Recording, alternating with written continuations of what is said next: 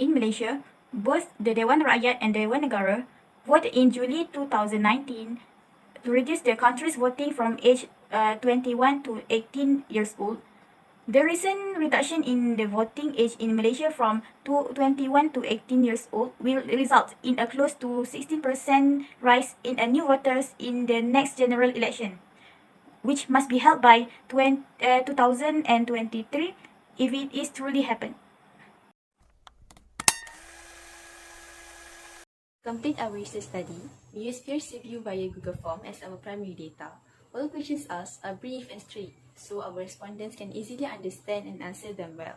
Furthermore, we use articles, journals from the internet source as our secondary data, as they are from the experts of the field. We use their opinions and arguments to have a deep understanding on our topic so that we can complete our research study. In 19 September 2018, the Cabinet has agreed to the proposal to amend Article 119 eligibility of voters, Federal Constitution to Parliament to change the voting age from 21 years old to 18 years old. In 13 November 2018, the meeting of the Youth Special Committee agreed to implement lowering the voting age while taking into consideration the related issues. In 29 March 2019, the Cabinet has agreed that the bill to amend Article 119 of the Federal Constitution be tabled on the second meeting session, second term of the 14th Parliament. In 12 June 2019, the Cabinet agreed that the bill to amend Article 119 of the Federal Constitution be tabled on the second session, second term of the 14th Parliament from 1 to 18 July 2019. In 16 July 2019, Undi-18 bill passed the lower House of Representatives Dewan Rakyat with unanimous 211 votes. In 25 July 2019, Undi-18 bill passed the upper House of Representatives Dewan Negara with unanimous 47 votes. In 4 September 2019, Undi-18 bill received royal assent by Yang di-Pertuan Agong of Malaysia, King Sultan Abdullah Ahmad Shah. Lastly, in 10 September 2019, Undi-18 was gazetted into law. However, automatic voter registration and the 18-year-old age have yet to be fully incorporated into federal law. Malaysia plans to lower the voting age to 18 years old and implement its automatic voter registration AVR scheme by the July of this year. The new electoral laws were scheduled to be in effect in July, a month before the country's state of emergency ended. If the pandemic is under control and the emergency time is over, Mr. Muhyiddin has voted to dissolve the parliament and call an election. Planning to implement Undi-18. Undi-18 will not be implemented in September of next year because of the Movement Control Order, but they have discussed about the issue that concern the Election Commission planning and initial preparation. They hope to introduce automatic voter registration and Undi-18 after 1 September 2022. Rationales for lowering the voting age. First, the majority of countries around the world have established an 18 years old voting age. Secondly, the Adult Age Act of 1971 places the adult age at 18 years old, and 70% of Malaysian population is between the age of 15 and 64. Next, the Malaysian Youth Policy also defines youth as being between the age of 15 and 30. Last but not least, individuals above the age of 18 years old are now allowed to marry. 16 July 2019, the lower house of bicameral parliament discussed to amend the constitutional bill to lower the voting age to 18 years old. This constitutional amendment is the first amendment that has managed to gain support from both the government and the opposition. Various efforts have been given by various parties, including the youth themselves, in supporting the bill. The first one, voter education program that had been introduced by the Academy of Election (APR). This program is an effort by the Election Commission (EC) to implement a constitutional amendment to the bill allows voting at the age of 18 years. The estimated group for this program is young voters.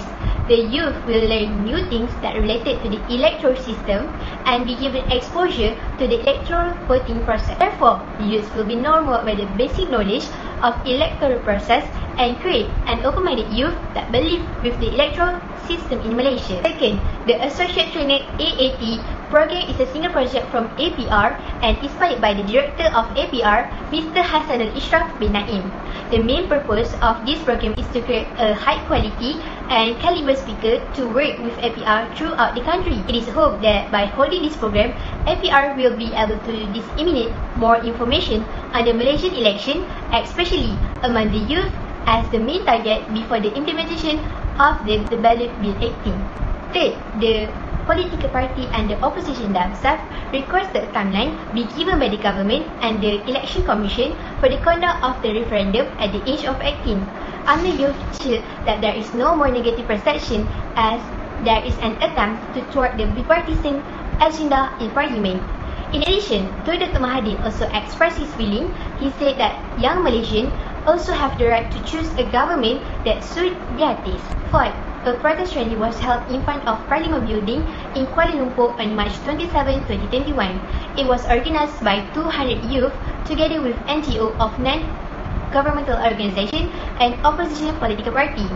The protest rally was to defend the implementation of the vote at the age of 18 and was implemented as soon as possible. The youth demanded that the government restore their right, voices, and votes that have been neglected. For them, the constitutional amendment to have the right to vote at the age of 18 is not a privilege for the young people, but the right that should be given to them. Youths of our nation are often referred to as future leaders and are considered to be rays of hope. However, the youth of our country often find themselves being marginalized from mainstream politics and any form of decision-making related to the state of the country. A prime example of this is Malaysia's youth representation in the parliament. A segment of the older generation fail to understand that there is more to politics than simply the rights to vote during elections. Electoral politics is one of many different ways of being involved in politics. But if we broaden our perspective of political participation, we would realize that there has been a huge growth in non-institutionalized forms of political engagement by youths, such as social campaigns, protests, demonstrations, and utilization of social media platforms to speak out about social issues.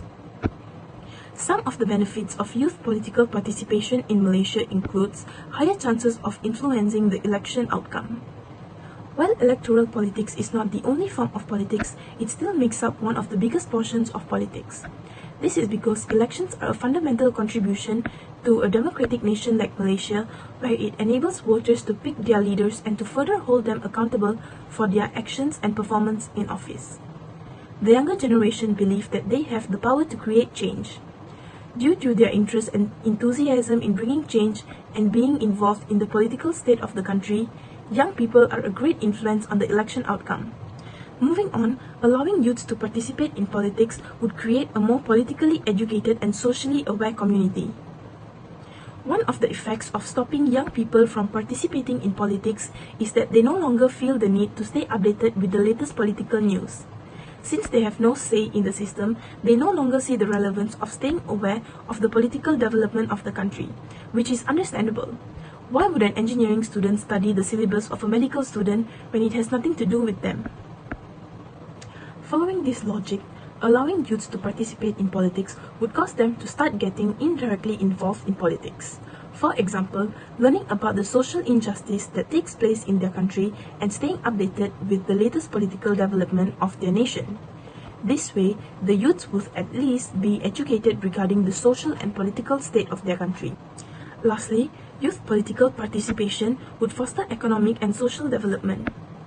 Youths all around the country have great concerns regarding the security of their futures because of high youth unemployment rates, low starting salaries for fresh graduates, and high living costs. Creating an environment with passionate youths who are politically conscious could potentially bring about a boost in economic and social development. With the active participation of youth in politics, many different sectors all around the country would undergo development, leading to an increase in social and economic growth, such as an increase in the real GDP of the country. Changing our perspective on the negative side, it is actually worrying seeing how adults see the youth nowadays on how youth are incapable to participate in voting for election. This is because they think the youth tend to be influenced easily whether by friends or other people around them.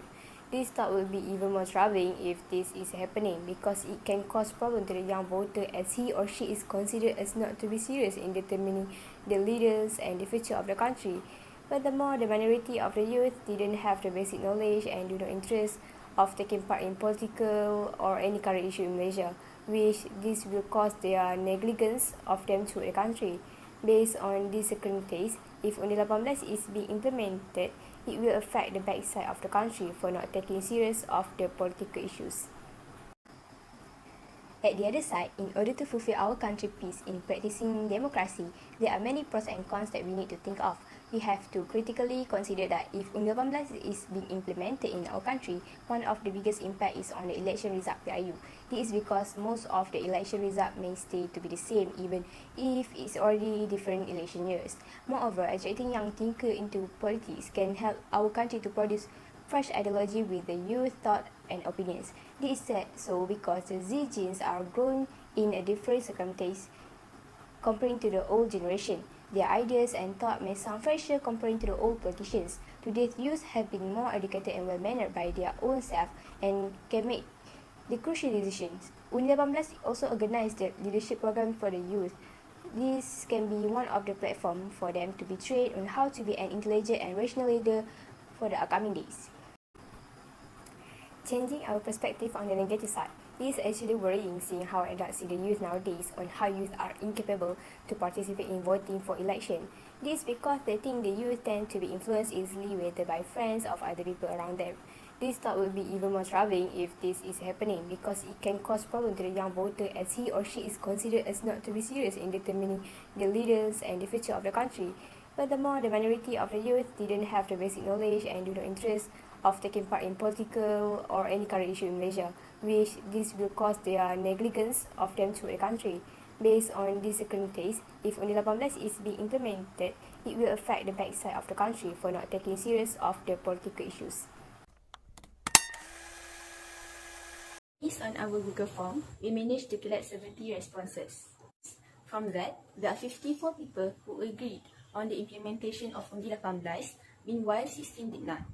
Those who agreed said that youth need to be heard as they are the future leaders of the country and youth are capable to make a wise choice for their own government. Meanwhile, on the disagreeing party, they stated that not all youth are mature enough to join such big events like election, and they may be manipulated by the politicians to have their votes.